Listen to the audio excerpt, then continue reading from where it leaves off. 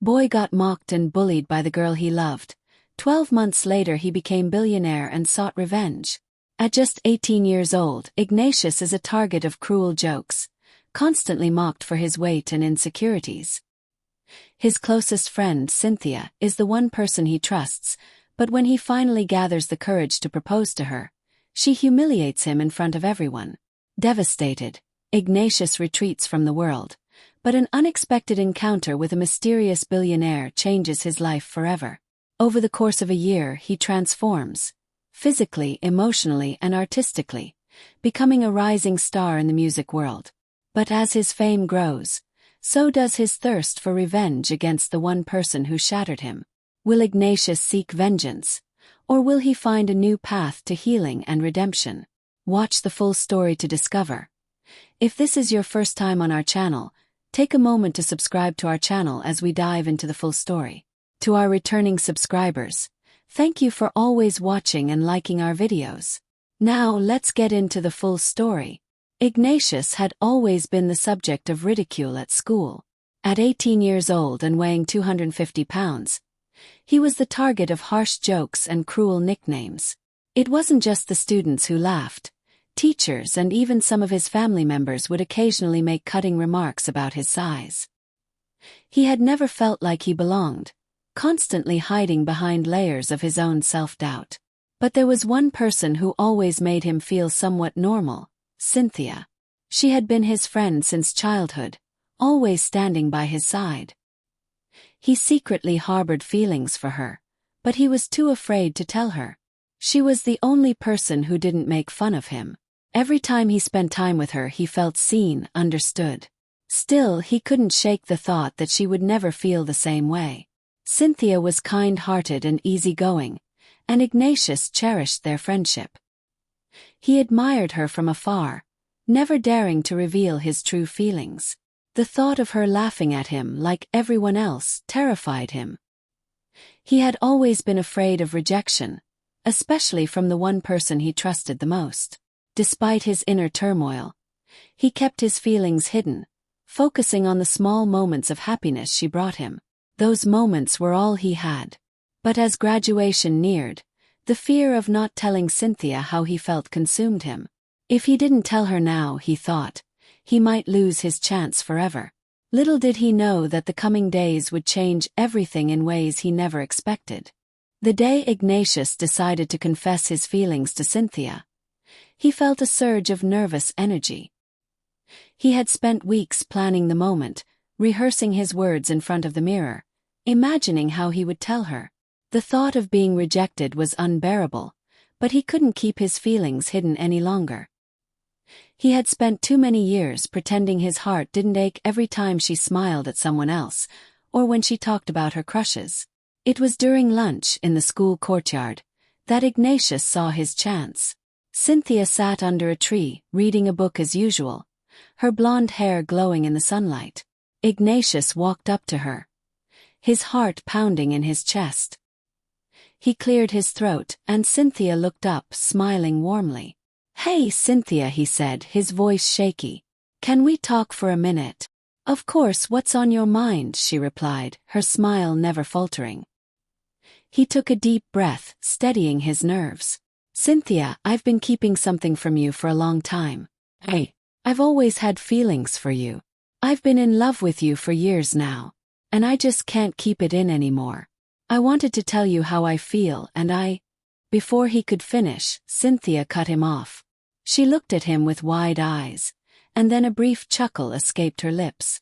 At first, Ignatius thought she was surprised, but then he saw it, the smirk, the laugh that wasn't kind.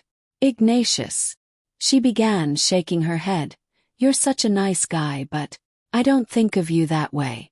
I'm sorry, but I can't be with someone like you.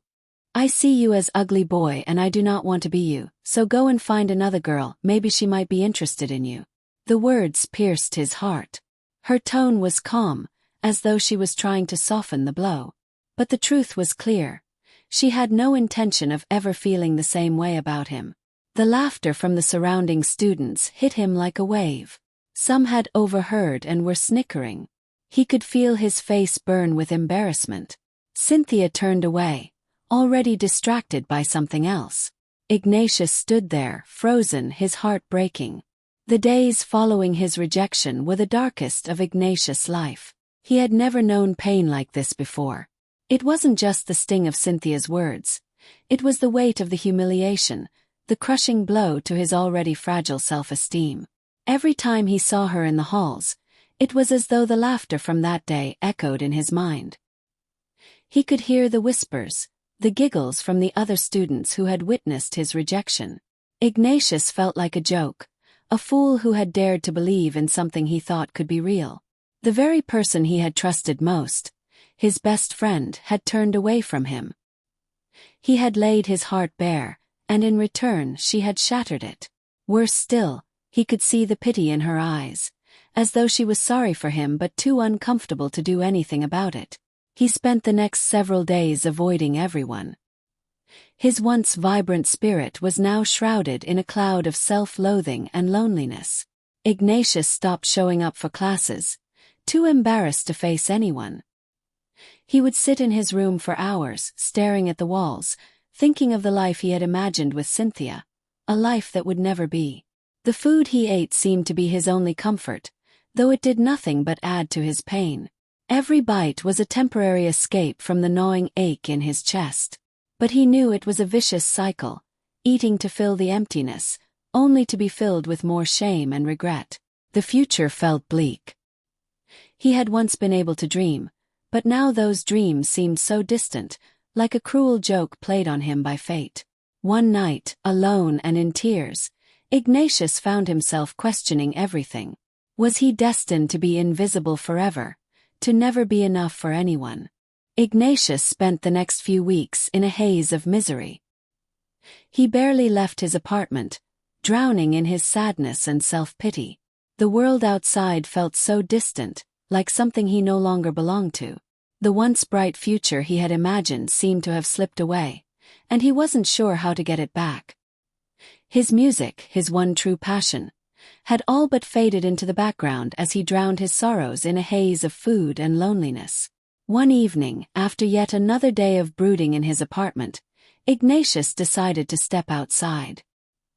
He didn't have anywhere in particular to go but felt the need to move, to escape the suffocating isolation. He wandered through the streets, lost in his thoughts, when he found himself at a small, quiet cafe. It wasn't a place he frequented, but something drew him in.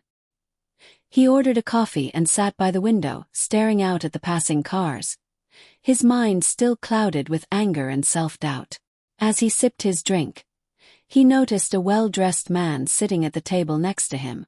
The man was older, perhaps in his mid-50s, with a sharp, confident demeanor.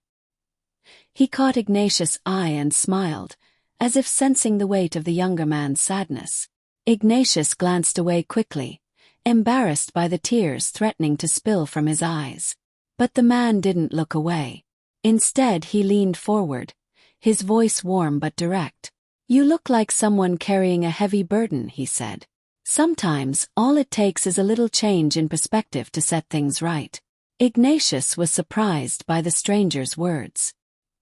He wasn't used to being approached by anyone, let alone someone who seemed to see through his tough exterior.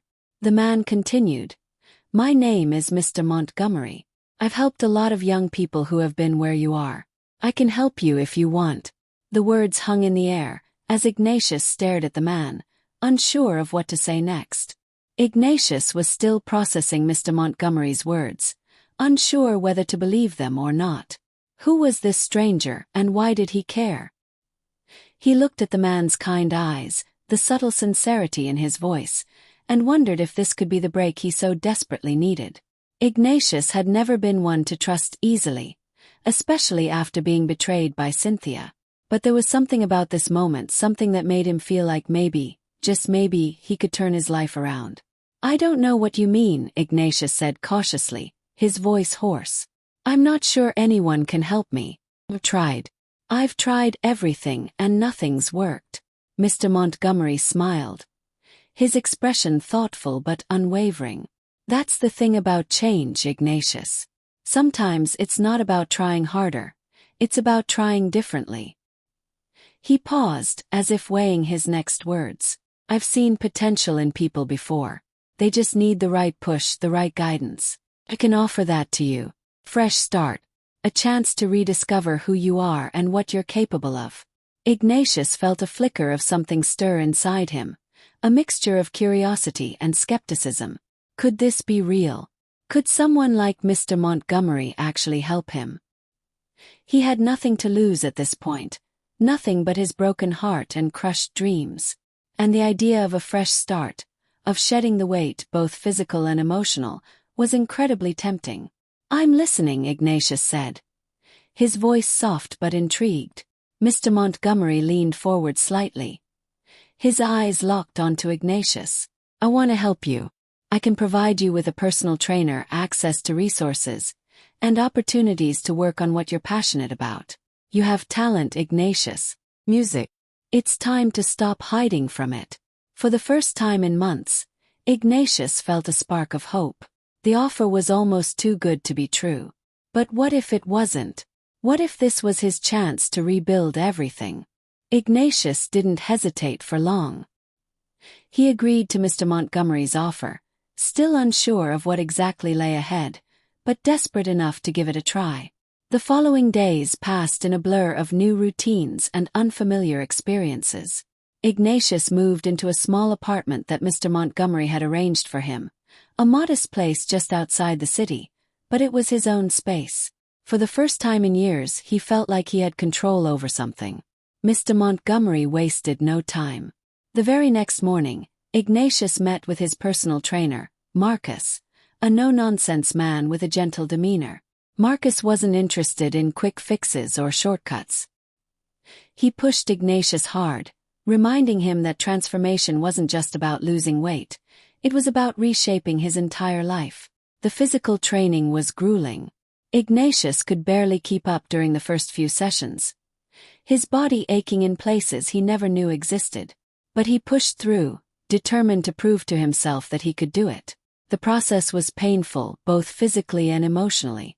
The mirror was a harsh reminder of the man he used to be. But with each drop of sweat and each sore muscle, Ignatius felt a small sense of accomplishment. In the evenings, when the workout was done, Ignatius turned his attention to the other part of the plan. His music. Mr. Montgomery had arranged for him to meet with a vocal coach, Rachel, who immediately recognized the raw potential in Ignatius' voice. His singing had always been a private escape, a way for him to express his feelings when words failed him. But now, under Rachel's guidance, Ignatius began to see the true power of his voice. It wasn't easy. He spent hours learning vocal techniques and practicing scales. But each note, each song he wrote, felt like a step toward something more, toward a version of himself he had never believed was possible. Slowly, he began to feel the weight he had carried for so long lift, even if just a little. For the first time in months, Ignatius felt alive again. As the weeks passed, Ignatius began to see the changes in his body and mind. His physical transformation was evident. He had lost nearly 30 pounds, and his energy levels had skyrocketed. He was starting to feel like a new person, but it was his music that truly captivated him. Under Rachel's mentorship, Ignatius dove deeper into his singing. At first, he struggled with technique, his voice trembling in places where it once felt natural. But Rachel pushed him, guiding him through each note with precision and patience. Slowly, he learned how to control his breath, hit higher notes, and find the rhythm in his own voice. It was more than just learning to sing. It was discovering a part of himself that had been buried under years of insecurity and shame. Music became his therapy, the one thing that allowed him to channel all his emotions. He poured his heart into his songs, composing lyrics about loss, pain, hope, and transformation. He began to write about the people who had hurt him, especially Cynthia, and how they had shaped the man he was becoming. His music was raw, honest, and real, and he poured everything he had into it. When Mr. Montgomery heard some of Ignatius' songs, he was immediately impressed. "This is good, Ignatius," he said with a smile. "You've got something special here. It's time to start recording." At first, Ignatius hesitated. He had never performed for anyone other than Rachel, and the thought of putting himself out there again, especially after everything that had happened, terrified him. But Mr. Montgomery's belief in him was unwavering. "You have the talent," he said. "Now you need to share it with the world." So Ignatius took a deep breath and agreed. They booked a small studio, and Ignatius entered the recording booth for the first time. As the microphone caught the first notes of his voice, something shifted within him. This was more than just singing, it was freedom. The weeks of recording passed in a blur. Ignatius found himself pouring every ounce of his heart into his music. The studio became his sanctuary, a place where he could escape from the world and create something meaningful. As he grew more comfortable behind the microphone, his voice became stronger, more confident. He no longer felt like the shy, overweight teenager who had once been too afraid to speak his truth. The man who had been humiliated by Cynthia a year ago was fading away, replaced by someone who had begun to reclaim his life. With Mr. Montgomery's encouragement, Ignatius also started to perform live. His first few gigs were small, local venues with modest crowds. But every time he stepped onto the stage, his nerves seemed to vanish. The lights, the applause, the energy, it all felt so natural, like it was where he was meant to be. Music was no longer just a personal escape. It had become his platform, a way to connect with others. Soon Ignatius began to build a following. His performances, filled with raw emotion and heartfelt lyrics, resonated with people. The crowd would hang on every word as he sang about his struggles, his pain, and his journey of self-discovery. He wasn't just a performer. He was a voice for the broken, the misunderstood, and the overlooked. His music became a source of inspiration, and people started reaching out to tell him how his songs had changed their lives. One evening, after an especially electric performance, Ignatius stood backstage, wiping the sweat from his brow. He looked out over the crowd, his heart pounding with adrenaline. This was what he had been waiting for. His chance to prove himself, to show the world that he was more than the labels they had placed on him. He was no longer the overweight, heartbroken teenager. He was a force to be reckoned with. And for the first time in a long time, he believed it. Ignatius had spent months preparing for this night, the night he would take his music to the stage for the first time. The venue was small, tucked away in a quiet corner of the city, but it was enough. It wasn't about the size of the crowd. It was about proving to himself that he could do this. As the sun set and the evening began to settle in, Ignatius stood backstage, his hands shaking with nerves. His heart thudded in his chest, but he tried to steady his breath. He hadn't been on stage in front of people for years. His only audience had been the mirror, his vocal coach, and the few people who had heard his songs in private. Tonight it was different. Tonight, his music was going to be heard by strangers. The thought both terrified and excited him. Mr. Montgomery, who had become a mentor and friend, gave him a reassuring smile as he patted Ignatius on the back. "You've got this," he said with confidence. "You've worked hard for this moment. Now let your music speak for itself." Ignatius nodded, swallowing hard. The weight of the moment felt almost unbearable. But as he stepped out from behind the curtain and onto the stage, something strange happened. The spotlight hit him, and for a brief second, he felt like he was exactly where he needed to be. The crowd was smaller than he'd hoped, but the energy in the room was palpable. They were there to listen to his story. As the first chords of his song filled the air, Ignatius closed his eyes, letting the music flow through him. The crowd became a blur. It was just him and the song. He poured everything into that first performance. The pain, the shame, the anger, and the hope. Each note felt like a catharsis. He wasn't singing just for them. He was singing for himself. When the last note hung in the air, the room erupted in applause. Ignatius opened his eyes, a smile spreading across his face. It was the first real applause he had ever received, and it felt like redemption. After his first performance, Ignatius felt a surge of energy and determination. The applause from the crowd still echoed in his ears, but more than the applause, it was the feeling of connection that stayed with him. For the first time in his life, he felt truly seen. The music had bridged the gap between the pain he had carried for so long and the man he was becoming. It wasn't just about the fame, it was about the message, the truth in his lyrics, and the power of his voice. The next few weeks saw Ignatius performing at various small venues around the city. His reputation beginning to spread. His music, raw and full of emotion, resonated with more and more people. The pain he had felt in his past became the heart of his songs. People saw their own struggles reflected in his lyrics, and they began to connect with him on a deeper level. His following grew, with each show adding more fans to the fold. Soon local radio stations began to pick up his songs. Ignatius couldn't believe it. He had gone from the awkward, overweight teenager who had been laughed at in high school to a rising star. He had spent so many years believing he wasn't enough, that no one would ever see him for who he truly was. Now the world was beginning to notice.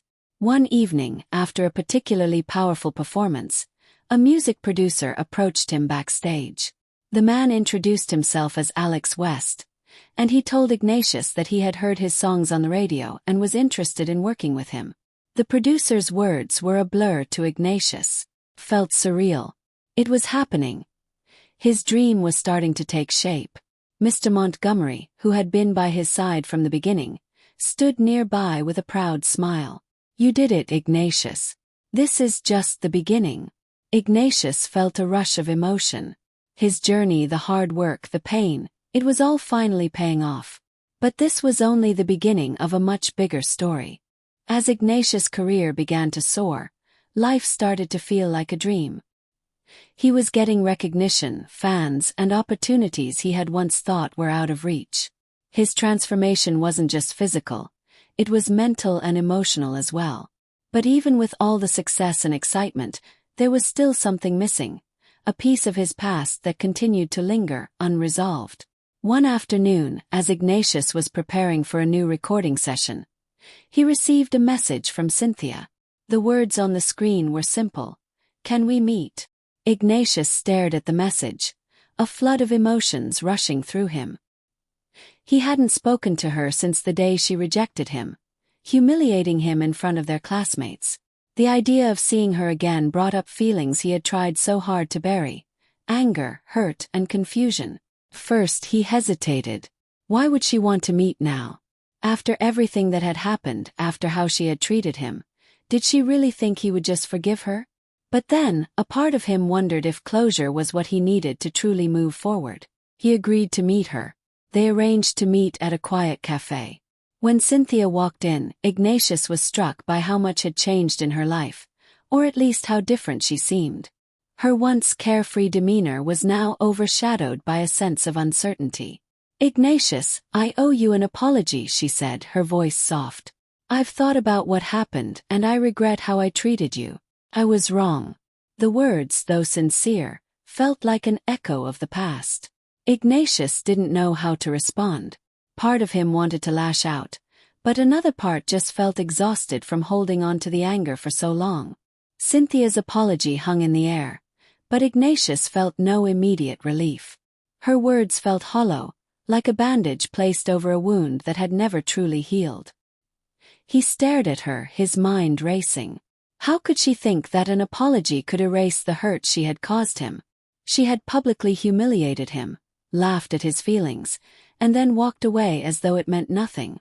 And now, here she was, asking for forgiveness as if nothing had happened. He wanted to be angry. He wanted to make her feel the same shame she had put him through. The thought of revenge lingered in the back of his mind, tempting him. He could use his newfound fame to expose her, to tell the world how she had crushed him. Maybe he thought that would make everything feel right again. Maybe it would give him the closure he craved. But as he looked at Cynthia, sitting there, vulnerable and regretful, something inside him shifted. He didn't want to be the person who sought revenge. The pain of the past had already taken so much from him. He had fought too hard to let it define him. Ignatius had worked tirelessly to heal himself, to rebuild his life, and now was not the time to let bitterness take root. Cynthia was waiting for his response, her eyes full of regret and hope. He took a deep breath, his heart heavy. "I don't know if I can forgive you, Cynthia," he said quietly. "But I'm not interested in getting even. I've worked too hard to let the past control me." The words stung, and Cynthia looked away, a tear slipping down her cheek. Ignatius stood up slowly, feeling the weight of the decision he had just made. It wasn't easy, but it felt right. As Ignatius' career continued to skyrocket, he found himself caught between the success he had long dreamed of and the personal costs that came with it. The concerts, the interviews, the constant demands of the media. It was everything he had ever wanted, but it came at a price. The more his fame grew, the more he felt himself slipping away from the person he had fought so hard to become. He had always imagined that fame would bring him fulfillment, but now that it was a reality, it didn't feel quite like he expected. The music industry, though full of opportunities, was also full of pressure. People wanted more from him. More performances, more interviews, more music. And it seemed like he could never satisfy the expectations that others had for him. The demands on his time left little room for his personal life. He barely saw his old friends anymore, and he felt disconnected from the people who had supported him before the fame. His relationship with Mr. Montgomery had grown strained as well. The man who had once been his mentor was now more like a business partner, constantly pushing Ignatius to keep up the momentum, to keep producing hit after hit. One night, after a particularly grueling performance, Ignatius sat alone in his hotel room, his mind racing. The exhilaration of the stage had faded, leaving behind exhaustion and emptiness. He had achieved everything he had once dreamed of, but now it felt hollow. His life was a whirlwind of fleeting moments, and in those moments, he felt more lost than ever. Was this really what he had worked for? To be trapped in a cycle of success that demanded more of him than he could give? He wasn't sure anymore. Ignatius felt the weight of the world on his shoulders. Every day, it seemed like there was another performance, another expectation, another person needing something from him. His once vibrant enthusiasm for music began to fade, replaced by a gnawing sense of fatigue and isolation. He was surrounded by people all the time. His band, his manager, his fans, but the loneliness was suffocating. One evening, after a particularly exhausting show, Ignatius sat in his dressing room, staring at his reflection in the mirror. He hardly recognized the person looking back at him. His eyes were tired, his smile forced, and the sparkle that once filled his gaze was gone. He had become a product, a commodity to be consumed by the public. The passion that had once fueled his music now felt like a distant memory. The pressure to maintain his success was unbearable. His manager, always in his ear about the next big hit, reminded him that the world would move on to the next artist if he didn't keep delivering. Ignatius had never felt so trapped. His life, which had once been about his music and his personal journey, had become a cycle of chasing the next high, the next approval, the next applause. One night, in the middle of a grueling tour schedule, Ignatius had a breakdown. He was supposed to perform in front of thousands of fans, but as the lights dimmed, he felt an overwhelming sense of dread. He couldn't do it, not tonight. He stepped off the stage before the first note was even played, walking straight into the backstage area. His manager followed, furious, but Ignatius didn't care anymore. The music had stopped being his escape. It was now his prison. For the first time in a long while, he questioned if the fame was worth losing himself in the process. The next morning, Ignatius woke up to the same hustle of calls, interviews, and rehearsals that had become his life. But that morning felt different. Something had shifted overnight. The emptiness that had weighed on him for weeks hadn't disappeared, but he could now see it for what it truly was. A cry for something more than just fame and success. The relentless pursuit of accolades, the constant striving for approval. It wasn't enough anymore. It never had been. He walked around the hotel room, pacing restlessly, when he found himself staring out of the window at the bustling city below. The lights were bright, the streets crowded, but Ignatius felt more isolated than ever. This world of bright lights and flashing cameras had once been his dream, but now it felt like a cage. As he sat down on the edge of the bed, a flood of memories came rushing back. He thought of his small apartment, of his training sessions with Marcus, of the first time he stepped on stage with nothing but raw emotion and a desire to prove himself.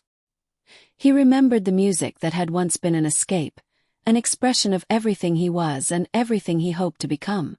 In that moment, Ignatius knew what he had to do. It wasn't about fame or recognition. It was about rediscovering his passion for music. He wanted to create songs that were real, songs that spoke to the heart, not to the market. He needed to get back to the root of why he started this journey in the first place.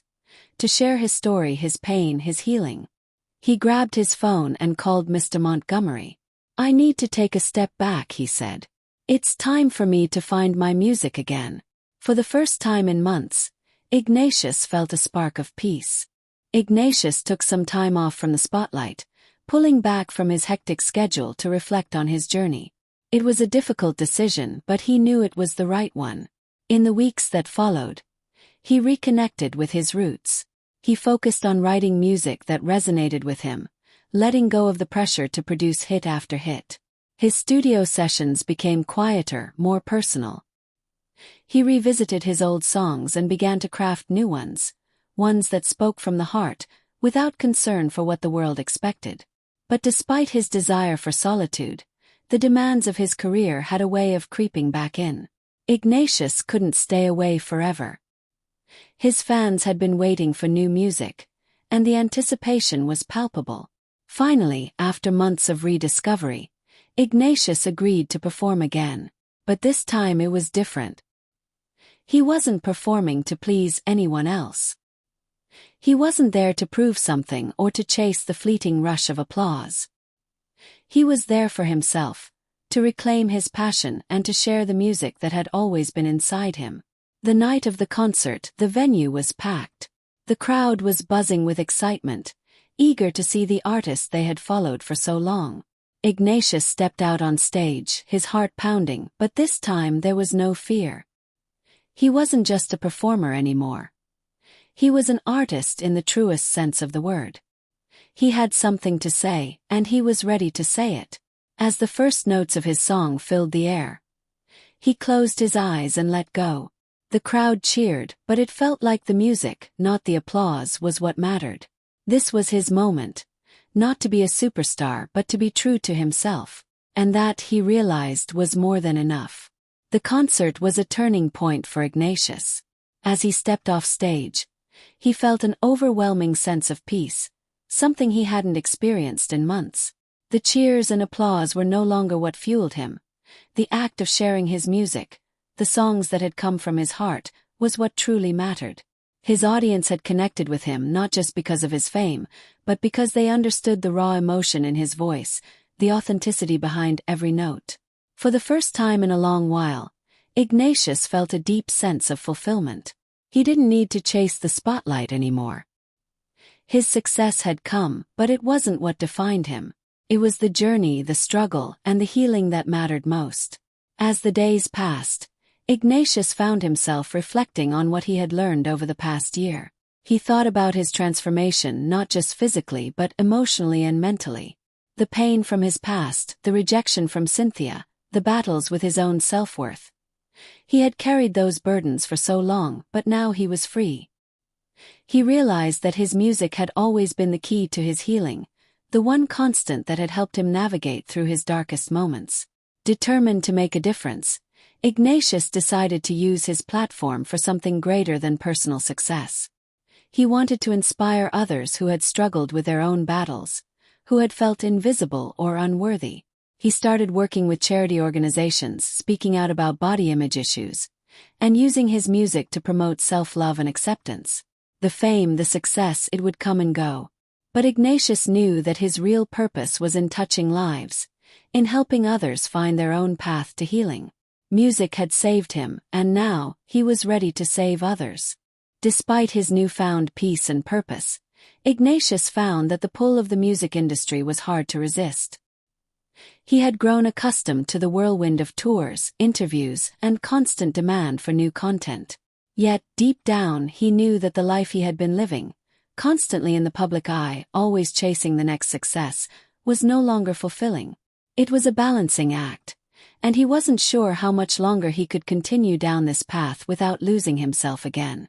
One evening, after another exhausting round of shows and promotion, Ignatius found himself sitting alone in his dressing room, staring out at the darkened city below. The bright lights from the nearby skyline seemed to mock him, as if reminding him of the world he had stepped into. He had achieved everything he had ever dreamed of, but now it felt like there was something missing. Something more important than the fame or the music. He thought of the small apartment he had lived in when he first started, of the nights he spent writing songs in solitude, of the early performances where it was just him and a handful of people listening. Back then, the joy came from the music itself, not from the crowds or the accolades. He longed for that sense of simplicity again, for the days when he had felt in control of his own life, free from the demands of the industry. After hours of contemplation, Ignatius made a decision. It wasn't easy, and it wasn't a decision that came lightly, but he knew it was time. He would take a step back from the grind of the music business. He needed to reconnect with the passion that had first driven him. He was ready to live a life not defined by the spotlight but by the music he loved, and by the person he had become. Taking a break from the chaotic whirlwind of fame and the constant demands of the music industry wasn't easy for Ignatius. After all, he had worked so hard to get to where he was, and the fear of losing it all lingered in the back of his mind. But deep down he knew it was the right choice. The spotlight, the interviews, the fanfare, it had all begun to feel like a performance he could no longer sustain. He had been running on autopilot, chasing external validation, but now he yearned for something deeper, something that would allow him to reconnect with his true self. The first few weeks of his break were tough. He found himself restless, unsure of what to do with all the free time.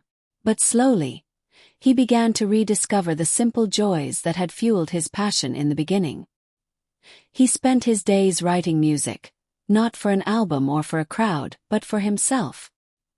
He reconnected with old friends and spent quiet evenings with his family, who had always supported him through thick and thin.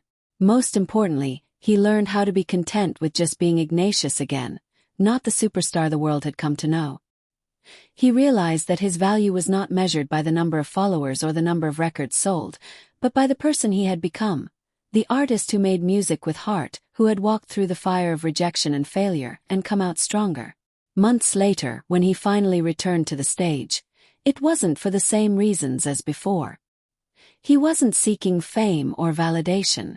He was simply sharing his story, his truth with the world. His music was now his own, free from the pressures of the industry, and it resonated with more people than ever before. Ignatius had found his redemption, and in doing so, he had found peace. Ignatius stood backstage, feeling a rush of excitement mixed with a quiet sense of peace.